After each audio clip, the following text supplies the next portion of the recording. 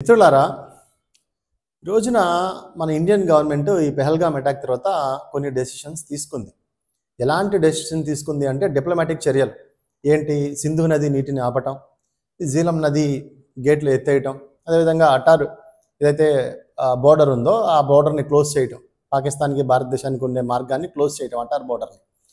So దాంట్లో అందులో భాగంగా వీసాని క్యాన్సిల్ చేయటం, పాకిస్తాన్ నేషనల్స్ ఎవరైతే భారతదేశంలో ఉన్నారో వారు 48 గంటల దేశాన్ని వదిలి వెళ్ళటం. ఇవి భారత్ తీసుకున్న డిప్లొమాటిక్ చర్యలు.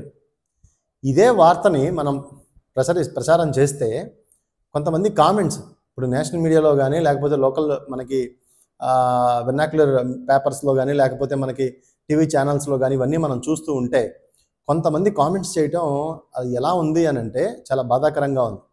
ఏమంటారు అంటే, ఈ ఉగ్రవాదులు ఎవరినో చంపారు, ఉగ్రవాదులు చంపిన వాళ్ళు ఎవరో మనకి తెలియదు, సో వీళ్ళు కావాలని చెప్తున్నారు. ఇవన్నీ కూడా హిందువులు మతం అడిగే చంపారు, ఇవన్నీ కూడా కావాలని చెప్తున్నారు వాళ్ళు. ఇదంతా కూడా మోడీ స్క్రిప్ట్ లేదా BJP script, RSS script.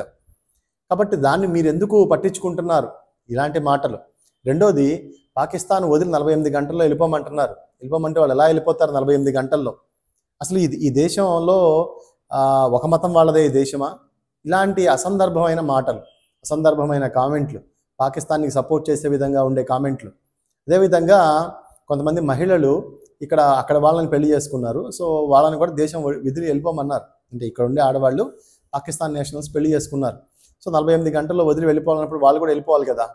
So వెళ్ళిపోవాలంటే ఒక ఆవిడ మేము ఎందుకు వెళ్ళిపోవాలి అని చెప్పి ఆమె బాధను వ్యక్తం చేస్తూ ఉంది. మేము తప్పు చేయలేదు కదా అని. కరెక్టే, ఆమె తప్పు చేయలేదు, కానీ చట్టం ఏం చెప్తుంది అంటే ఒక దేశానికి మరొక దేశంతో యుద్ధం వచ్చినప్పుడు ఈ కాన్స్టిట్యూషనల్ వైజ్గా కొన్ని డెసిషన్స్ గవర్నమెంట్ తీసుకుంటుంది. సో తీసుకున్నప్పుడు you have to a bit the government decisions.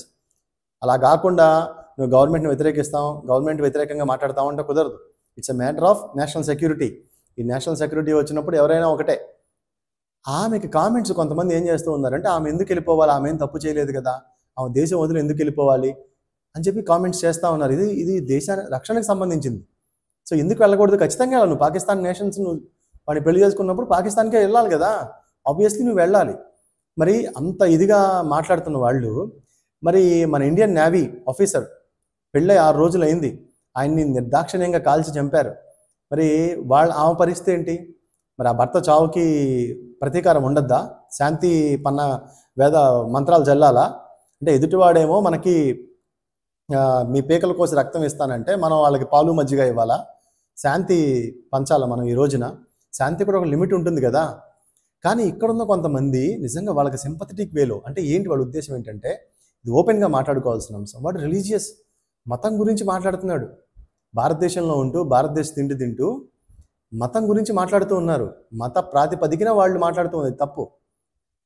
భారతీయ ముస్లింలకి పాకిస్తాన్ ముస్లింలకి చాలా తేడా ఉంది. పాకిస్తాన్ ముస్లిం మతరాజ్యం కోసం కొట్లాడుతున్నారు. భారతీయ ముస్లింలు భారత రాజ్యాంగాన్ని నమ్మున్నారు. భారతీయ ముస్లింలు వేరు, పాకిస్తాన్ ముస్లింలు వేరు, బంగ్లాదేశ్ ముస్లిమ్స్ వేరు. బంగ్లాదేశ్ ముస్లిమ్స్ వాళ్ళు మతరాజ్యం కోసం వాళ్ళు ఆ కట్టడిలో ఉన్నారు. వాళ్ళకి వీళ్ళకి చాలా తేడా ఉంది. కానీ కొంతమంది భారతదేశంలో ఉంటూ ఈ మతం పేరిట రాజ్యాన్ని నిర్మించాలనుకునే వాళ్ళకి అనుచరులు వీళ్ళంతా.